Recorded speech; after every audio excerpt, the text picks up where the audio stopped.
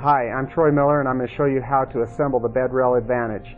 First we'll start by taking all the items out of the box and placing them on a flat surface.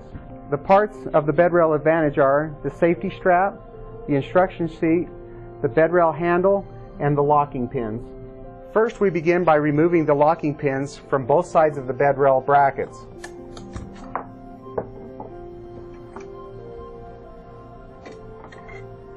Next, rotate the handle into the upright position and reinsert the locking pins through the bottom holes of the bracket and secure them on the other side. Now the product's ready to be installed on the bed. While holding on to the safety strap, place the base between the mattress and the box spring of the bed. At this point, feed the safety strap to the other side of the bed. Put one end of the buckle around the wood frame, snap the buckle, and tighten the strap.